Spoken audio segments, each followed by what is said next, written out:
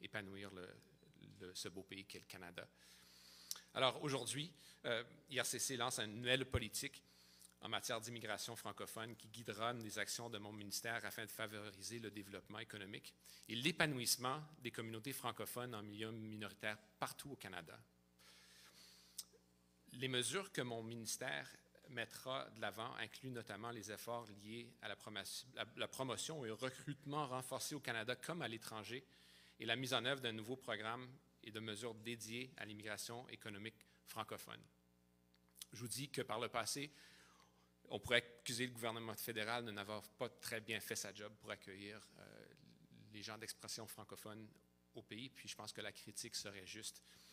L'importance d'aujourd'hui, c'est de mettre en place une structure pour s'assurer qu'il y a une pérennité et non seulement de travailler sur le volume qui est excessivement important, je vous en parlerai dans quelques secondes, mais d'assurer qu'on ait des pistes de solutions pour assurer que les gens qui sont ici sont bien accompagnés, qu'il y a des pistes de solutions pour accueillir des enseignants, pour accueillir des gens de différentes voies, pour pouvoir faire épanouir les communautés.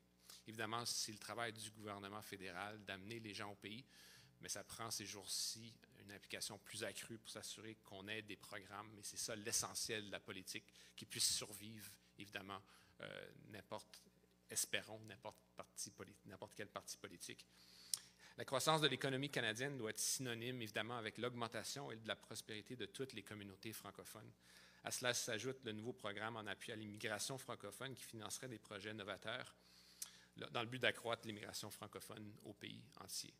Cette initiative rendra les programmes d'immigration plus accessibles en vue d'augmenter le nombre de candidats d'expression francophone sélectionnés, ce qui répondra ainsi mieux aux besoins de main-d'œuvre d'expression française et bilingue des divers secteurs de l'économie du Canada.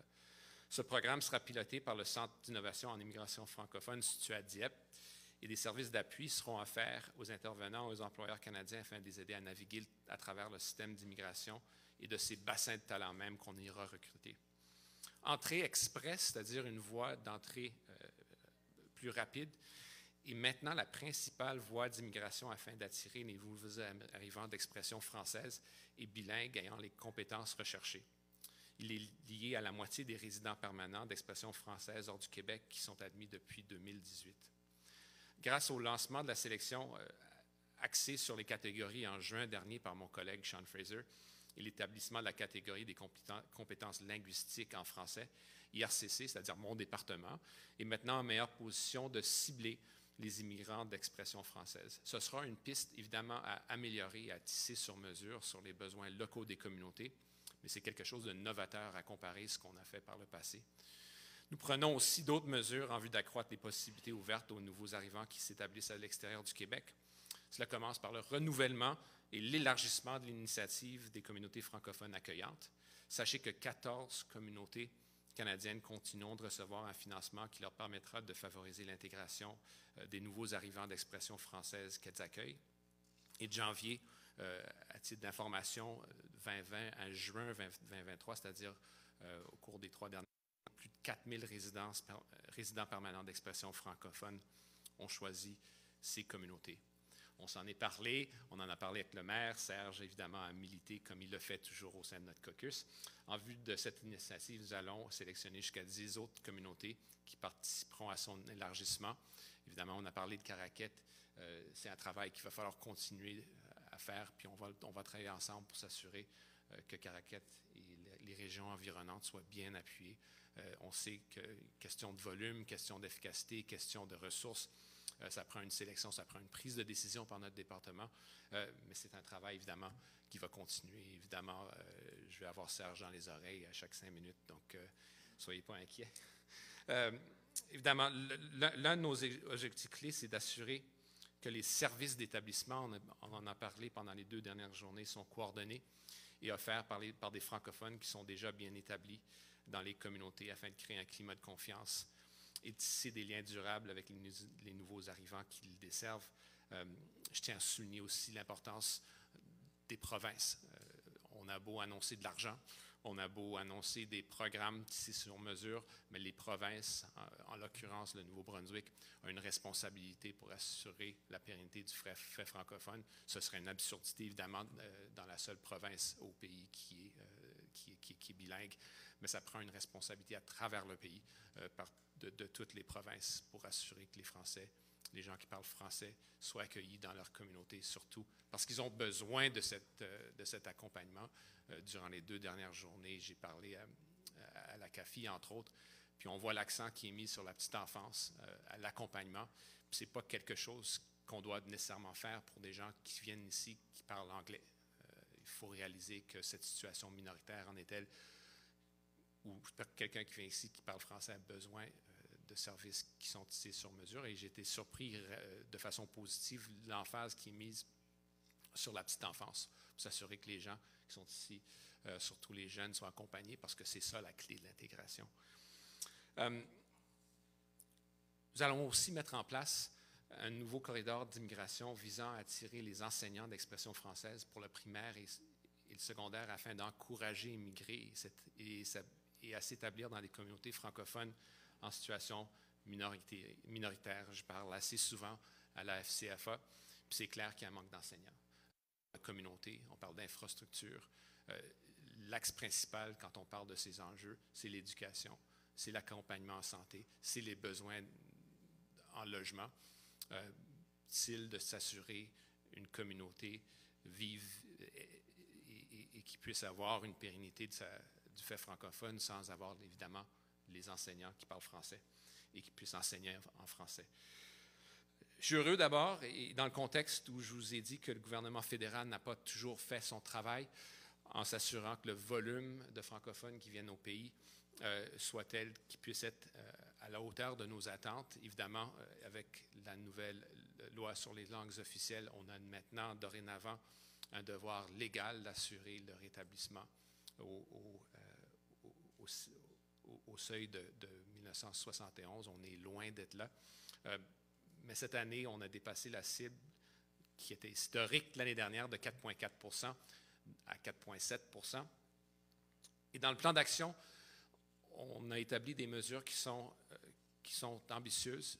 Cette année, on doit passer du 4 à 6 ensuite à 7 et ensuite à 8 c'est-à-dire une augmentation de 50 cette année. C'est la raison pour laquelle on a besoin d'une structure pour s'assurer qu'il y ait un flux de gens qui parlent français qui viennent au pays, quitte à pouvoir augmenter les cibles d'année en année et pour s'assurer qu'on puisse avoir le rétablissement des taux qui existaient en 1971, des gens qui parlaient français au pays.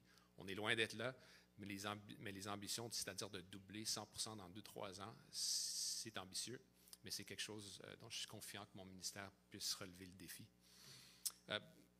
As I mentioned in French, these targets are ambitious, but we believe they're also realistic and achievable. IRCC has done what we set out to do in the past 2 years, and we can do even better in the future. 100% increase over the next 3 years is something that we need to work hard to do, and we need to put the structures in place that we're talking about today that hopefully can survive pretty much any administration.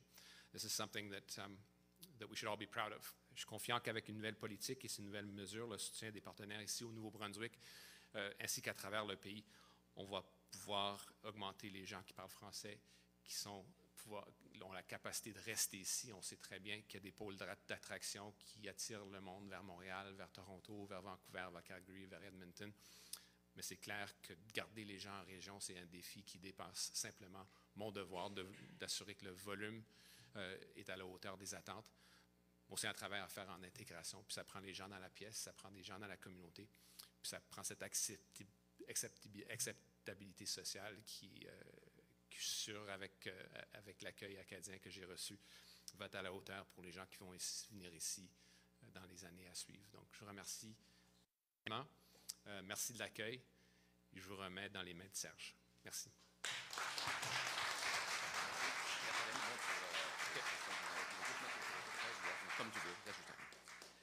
Merci.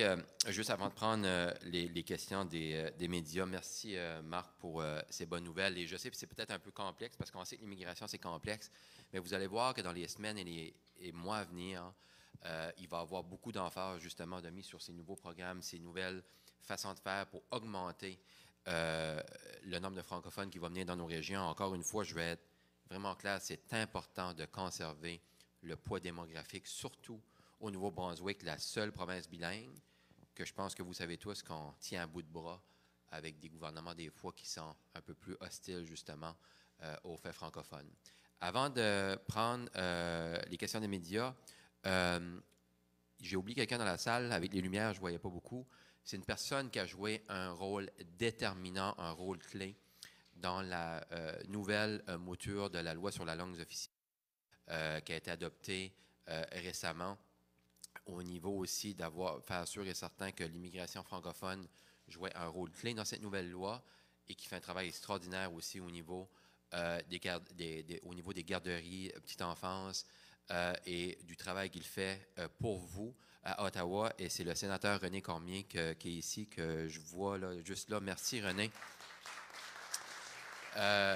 Ce qui était formidable dans la nouvelle mouture de la loi sur la langue officielle, c'est comme vous savez, un projet de loi, il y a plusieurs étapes. Chambre des communes, après ça se transfère au Sénat, après ça revient à la Chambre.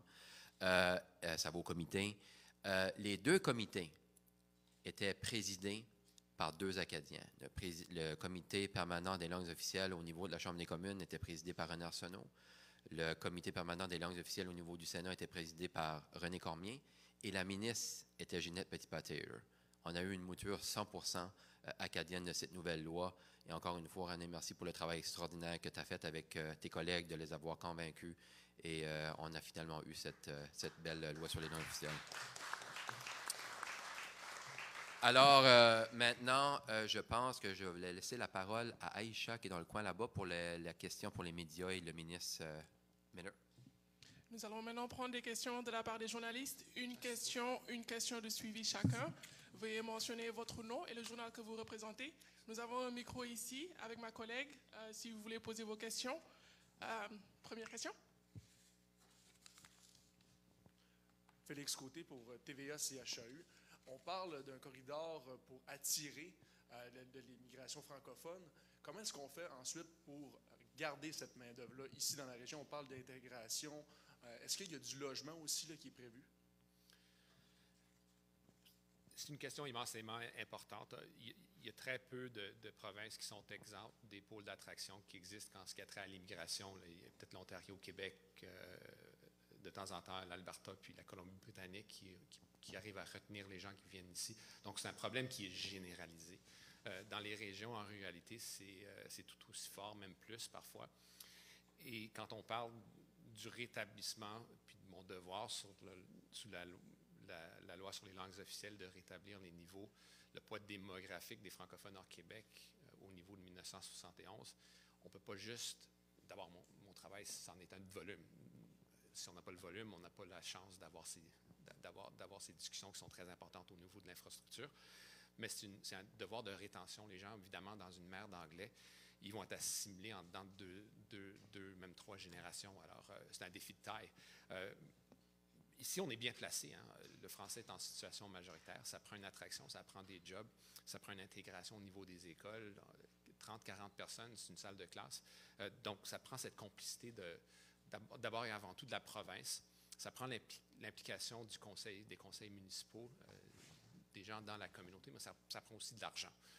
Dans la politique elle-même, dans notre politique d'immigration, évidemment, le logement est pris en ligne de compte, mais ça relève de plusieurs départements. Vous avez vu mon collègue Sean Fraser, le ministre de l'Infrastructure, se promener à peu près à travers tout le pays pour faire des annonces pour l'accélérateur en logement. C'est clair que ça doit affecter tous les gens qui rentrent. Ce n'est pas une question de donner une maison à chaque immigrant qui vient ici. Il y aurait une question d'équité. Mais c'est clair que ça prend l'implication du gouvernement fédéral pour accélérer le logement. Ça prend l'implication du gouvernement, dans ce cas-ci, du Nouveau-Brunswick, pour s'assurer qu'on puisse augmenter l'offre en logement à travers le pays. Donc, strictement parlant, cette politique vise à favoriser de façon plus fine et de façon plus chirurgique les gens qui viennent ici, c'est-à-dire d'être un pôle d'attraction pour les enseignants, de favoriser la résidence permanente pour des gens qui parlent déjà un français impeccable, qui est à les établir ici. Mais évidemment, en même temps, on ne peut pas traiter les immigrants comme du bétail puis les dire de ne pas se déplacer. Là, c'est clair que ça arrive à vous et peu à moi, et on ne peut pas les empêcher. Mais c'est une question de culture, d'attraction dans le coin. Puis je pense que la région de Caraquet, puis l'Acadie en général, est très bien placée pour les gens qui veulent veulent faire épanouir l'identité, puis l'identité, ça passe à travers la langue. Et si je peux me permettre, juste pour au niveau du logement, on sait que le logement abordable au niveau des nouveaux arrivants va être très important, mais au niveau des gens locaux aussi. Et soyez à l'écoute parce que, comme Marc l'a dit tantôt, l'accélérateur de logement, on avait un gros programme. Il y aura de belles annonces qui vont venir dans un avenir très rapproché à ce niveau-là pour les différentes communautés de la région de l'Acadie-Bathurst. Alors, on s'attaque au problème et vous allez voir que prochainement, on aura des annonces en temps et lieu pour ces programmes-là. En deuxième temps, en fait, on sait qu'il y a de l'emploi, donc on peut attirer de la main-d'œuvre, c'est attirant. Mais comment on peut être certain que cette main-d'œuvre-là va être qualifiée pour nos niveaux d'éducation ici? On parle d'enseignants, par exemple. Comment est-ce qu'on peut s'assurer que ces nouveaux arrivants-là vont être qualifiés pour enseigner à nos jeunes? C'est un peu ça. Puis le niveau de le contrôle j'ai beau gueuler à tue-tête sur la reconnaissance des diplômes. La Cour suprême me dit très clairement que c'est la responsabilité des provinces. Il y a un travail supplémentaire à faire de coordination avec les provinces pour s'assurer qu'on puisse arrimer la reconnaissance des diplômes pour que les gens puissent travailler comme enseignants. Puis, évidemment, dans des pistes qui sont très prisées, les pays développés se font la compétition pour des gens, pour des enseignants, pour des infirmiers, pour des infirmières. Donc, il y a une certaine logique, puis une nécessité pour les provinces de s'ajuster, puis de mieux reconnaître les diplômes, puis les reconnaissances qui sont dans toutes les professions, non seulement dans l'enseignement. La Colombie-Britannique fait du travail, la Nouvelle-Écosse en a fait aussi, l'Alberta en fait. Alors, il y a aussi une compétition interne pour essayer d'arrimer notre façon et d'accélérer le fait que quelqu'un qui vient ici avec toutes les qualifications puisse avoir un job à la hauteur des attentes. C'est pas évident. Puis, historiquement, on n'a pas nécessairement fait le meilleur travail en s'assurant qu'il y avait une intégration à ce niveau-là. Les gens sacrifient peut-être leur génération pour la prochaine génération, mais c'est pas la façon de faire. Ça cause des problèmes d'intégration, mais ça laisse de l'argent sur la table. Ça, c'est du travail, évidemment, à faire de coordination avec les provinces. C'est un travail qui est ouvert, mais si je peux tirer des conclusions de mes rencontres avec mes collègues des provinces, dont Arlene Dunn à la fin de l'année, d'ailleurs, je vais la rencontrer demain, c'est du travail que les gens sont prêts à faire parce que c'est important puis c'est criant comme besoin. Prochaine question.